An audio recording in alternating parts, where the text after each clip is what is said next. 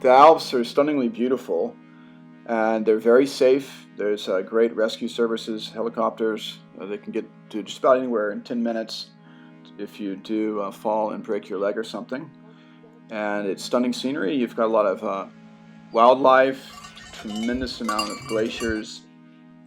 How much does it cost? Surprising answer is not much. Sometimes I've been the first American they've had in a decade in the huts. Hardly any Americans know about it, but in Switzerland this time I was paying about 80 Swiss francs, and it's trading at about $1 to Swiss francs, so $80, and that includes the hut accommodation, a full dinner and breakfast, and this like Swiss Gatorade type stuff that's warm. It's like an herbal Gatorade that they give you in the morning for your drinking water.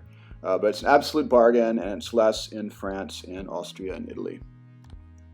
It's very different than from the United States. In the Alps, you stay at high altitude hostels that are run by the government and supplied by helicopter, and they have all your food and accommodation. And then you leave in the morning and hike all day to the next hut, or you can do maybe a circular route and come back to that same hut in the evening. So this is an example of one of the best Swiss Alpine huts. It's got a huge solar panel on the south-facing side. It's 5 stories. It's going to have a place where you can put your skis or boots if you've come in the summer. It's going to have a great kitchen and an area for you to eat, and a little library. They have a big telescope that you can look through and see people summiting at the Matterhorn from this vantage point. You're going to have some games and things. If you have an inclement weather day, you can just hang out and play cards, play board games. They have free drawing materials for artists there, so it's really fun. And every time you have dinner, you always sit with other people, and so you meet a lot of fascinating people. I had dinner one night with some geologists from the University of Bern, some PhD students. Also met a really cool guy that's doing an information PhD at the University of Graz. Hardly any Americans there. It's mostly Europeans, and especially from the Germanic countries. Everything's dangerous. If you're driving a car and you get a little bit outside your lane, cross over the yellow line, you're going to get in a head-on collision and probably die. And so certainly there are places that I'm walking in which if I fall, I'd probably die. But that's not many, and I'm very careful and have the right fitness, equipment, and mental state. Look at the weather forecast.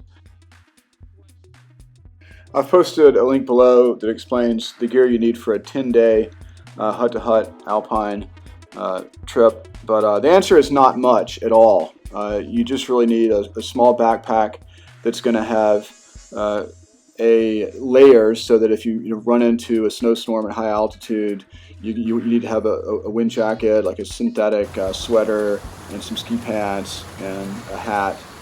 But suffice to say, this last trip was absolutely incredible. It's one of the best things I've ever done in life. 12 days solo. Just incredible seeing all this, and there's just so few people. I think when you get up to, especially when you go across like the glaciers and things, there's just hardly anyone up there. I mean, so some days I'd pass no one, or maybe 2 or 3 people the whole day. And at one hut, I was the only person staying there.